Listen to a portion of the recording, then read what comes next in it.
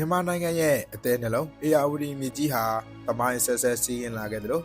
ဒီမြစ်ကြီးတစ်လျှောက်မှာပေါ်ပေါက်ခဲ့တဲ့လူမျိုးတွေရဲ့ယာသွင်းဟာလည်းအတော့ကိုပဲစိတ်ဝင်စားဖို့ကောင်းပါတယ်တိဘက်မြန်မာဘာသာစကားပြောဆိုတဲ့ကျွန်တော်တို့ရဲ့ရှေးဘိုးဝေတွေဟာဘယ်ကနေစတင်ခဲ့ကြတာလဲသူတို့ဘဝတွေဟာဘလို့အခက်အခဲတွေတွေ့ကြုံခဲ့ရတာလဲအင်အားကြီးနိုင်ငံကြီးတွေရဲ့ဖိအားပေးမှုကြားကနေကျုပ်တို့ရဲ့ဗမာဆိုတဲ့အမည်ကိုဘလို့ထင်ရှားကြော်ကြအောင်သမိုင်းမှာရေးထုတ်ခဲ့တာလဲဆိုတာကိုဒီနေ့ဗီဒီယိုလေးမှာတော့ဖော်ပြပေးမှာပဲဖြစ်ပါတယ်အားလုံးပဲမင်္ဂလာပါကျွန်တော်ကတော့ Empire Trip တွေကထူမှာပဲဖြစ်ပါတယ်ကျုပ်တို့ရဲ့ဗမာလူမျိုးတွေဟာအလွန်ရှေ့ကျတဲ့သမိုင်းကြောင်းတွေရှိခဲ့ပါတယ်ယနေ့မြင်တွေ့နေရတဲ့ဗမာလူမျိုးအဖြစ်ပေါ်ထွန်းလာဖို့ဆိုတာလဲရာစုနှစ်ပေါင်းများစွာကြာမြင့်ခဲ့တဲ့ခီးရှည်ကြီးပဲဖြစ်ပါတယ်ကျုပ်တို့ရဲ့အစောဆုံးဘိုးဘိုးတွေဟာမြန်မာနိုင်ငံအတွင်းသို့ဝင်ရောက်မလာမီနှစ်ပေါင်း4000ကျော်ချမ်းအချိန်ကပင်ကိုလူမျိုးတွေတရုတ်နိုင်ငံအနောက်မြောက်ဘက်ကန်စုဒေသထောင်မြဝန်းတွင်နေထိုင်ခဲ့ကြတဲ့ဟုထောက်ထားများကဖော်ပြခဲ့ကြပါတယ်ထို့နောက်တရုတ်တို့ရဲ့အင်အားကြီးမားစွာနယ်ပယ်ချဲ့ထွင်မှုတွေလူမျိုးစုချင်းချင်းတိုက်ခိုက်မှုများကြောင့်စစ်ရေးလှုပ်ရှားမှုတွေနယ်မြေခွဲဝေမှုတွေကြောင့်အစားအစာပြတ်လတ်မှုတွေစာဒီပြဿနာတွေကြောင့်တောင်ဘက်ဒေသများသို့ရွှေ့ပြောင်းနေထိုင်လာခဲ့ကြပါတယ်ဒီလိုနဲ့ရွှေ့ပြောင်းနေထိုင်ရင်ခရစ်နှစ်900စုခန့်လောက်တွင်တရုတ်မြန်မာနယ်စပ်သို့ရောက်ရှိလာပြီးထိုလူမျိုးများကိုတရုတ်သမိုင်းမှတ်တမ်းမှာမန်းမန်ဟုဖော်ပြထားတာများတွေ့ရပါတယ်မန်းမန်ခေါ်ဗမာလူမျိုးများသည်စစ်ရွေးကြမ်းကျင်ကြပြီးစစ်ပွဲများတွင်လှန်နှင့်မြင်းစည်းကျွမ်းကျင်မှုကိုအသုံးချကာရန်သူများကိုတိုက်ခိုက်တတ်ကြတယ်နောက်ပြီးအမျိုးသားများသာမကအမျိုးသမီးများကပါမြင်းစည်းကြမ်းကျင်ကြတယ်အစိလူးတဲ့လေးမြတို့ဖြင့်ရန်သူတွေကိုတိုက်ခိုက်အောင်နိုင်ကြပါတယ်တရုတ်မှတ်တမ်းများအရမန်ဟုခေါ်သောဗမာမျိုးနွယ်စုအကြီးအကဲတွေကိုမင်းစောဟုခေါ်ကြပြီးစစ်ရေးအလွန်ကျွမ်းကျင်သူများဖြစ်ကြတယ်လို့သမုတ်ကြပါတယ်ထိုလူမျိုးများသည်ထကြလုံးလာရှိကြပြီးစစ်ရေးတွင်အလွန်အားတန်တဲ့တိုက်ခိုက်ရေးပိုင်းတွင်လည်းအလွန်ကျွမ်းကျင်သူများဖြစ်တည်တာမကဝင်းမြူရေးပိုင်းတွင်လည်းမနှိမ်ပါတဲ့လူမျိုးတွေပဲဖြစ်ပါတယ်အဲ့အချိန်ကပင်အင်ဂျက်ကိုဝင်းနေပြီဟုသိရပါတယ်ညမကြမီအချိန်အားဖြင့်ရှေ့အစုအစောပိုင်းကာလတွင်လမ်းကြောက်တို့ရဲ့အုပ်စုမှုကိုခံလာရပြီးခရစ်နှစ်994ခန့်တွင်နန်းကြောက်လောက်ခံဖြစ်ခဲ့ရပါတော့တယ်စစ်ရေးကြမ်းကြုတ်မှုကြောင့်နန်းကြောက်တို့ရဲ့အရှေ့တောင်အာရှပုံမြေအားကျူးကျော်တဲ့စစ်ပွဲများတွင်တအူးမှဗမာလူမျိုးစုအများဆုံးပါဝင်တိုက်ခိုက်လေရှိပါတယ်မန်းမန်ခေါ်ဗမာစစ်သည်များကအလွန်တတိရှိပြီးသစ္စာလည်းရှိမြဲသည်ဟုဆိုလေးရှိပါတယ်စစ်ပွဲအတွင်းမှာဗမာစစ်သည်တအူးအားဖမ်းဆီးရမိ၍မြည်တို့ပင်ရိုင်းနှင့်စစ်စေးကမူမြည်သည့်လှုပ်ဝက်ချက်ကိုမှပြောပြမိမဟုတ်ဟုဆိုခဲ့ပါတယ်စစ်တိုက်ကျွမ်းကျင်သူများဖြစ်တော်လဲမိမိတို့ကိုအုပ်ချုပ်ထားတဲ့နန်းကြောင်များခိုင်းတဲ့ကဲ့သို့အချိန်ကြာမြင့်စွာလက်လက်တိုက်ခိုက်ခြင်းများမလုပ်တိုင်သည့်တကြောင်ငကိုကပဲလွတ်လပ်စွာကိုအလေးထားတဲ့လူမျိုးဖြစ်သည့်အတွက်ကြောင့်၎င်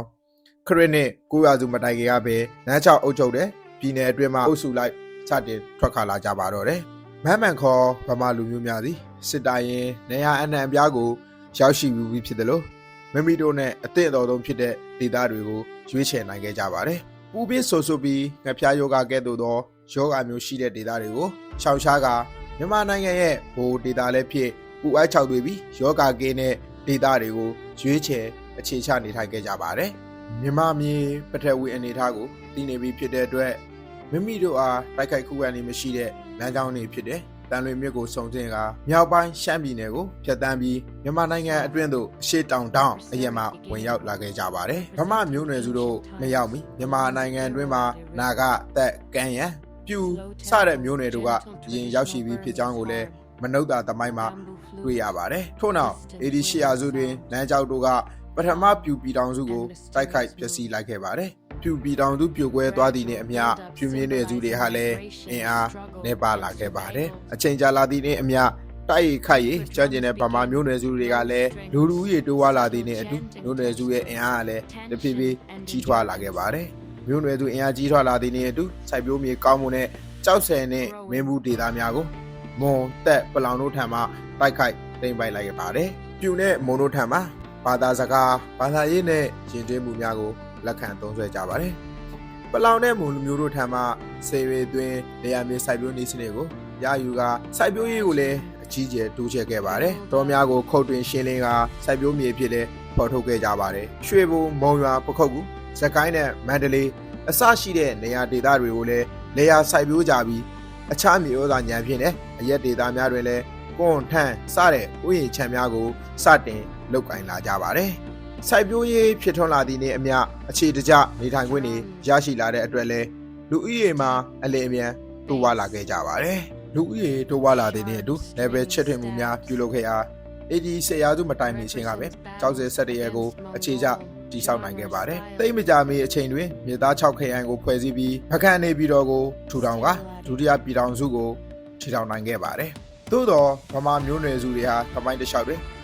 မွန်ဂိုတရုတ်ထိုင်းမွန်ရခိုင်ရှမ်းပြင်အစရှိတဲ့အတွင်းပြည်ရန်အမျိုးမျိုးနဲ့ကြုံတွေ့ခဲ့ရပြီးအောင်မြင်မှုများစွာရရှိတဲ့ပကံကိုဒါပထမနိုင်ငံအဖြစ်တမိုင်းမှတ်တမ်းတင်ခဲ့ကြပါတယ်။ခုလိုရန်သူပေါင်းကြမှတိုင်းပြည်ရဲ့ဥဆောင်သူနေရာကိုရောက်ရှိခဲ့တဲ့အနော်ရထာမင်းကြီးဟာအလွန်ကြီးမားတဲ့ပထမမြန်မာနိုင်ငံတော်ကြီးကိုတည်ထောင်နိုင်ခဲ့ပြီးဗမာမျိုးနွယ်စုတွေရဲ့အင်အားဟာလည်းအစမတန်ကြီးထွားလာပါတော့တယ်။ခီးဆက်ကြည့်မယ်ဆိုရင်တပင်ရွှေထီးဘင်းအောင်တို့ရဲ့ဒုတိယမြန်မာနိုင်ငံတော်ကြီးအလောင်းဖျားကြီးတတိယမြန်မာနိုင်ငံတော်ကြီးတို့ကိုတည်ထောင်ကသမိုင်းတစ်လျှောက်တွင်ဗမာမျိုးနွယ်စုတို့ရဲ့ကြီးမားသောအောင်နိုင်သူများဖြင့်သမိုင်းမှတ်တမ်းရေးထိုးနိုင်ခဲ့ကြပါတယ်။ဤသို့ဖြင့်ခေတ်အဆက်ဆက်ပြောင်းလာရင်ဗမာမျိုးနွယ်စုရဲ့လူဦးရေဟာလည်းယခုမြန်မာနိုင်ငံအတွင်းမှာ68.88%ရာခိုင်နှုန်းသို့မဟုတ်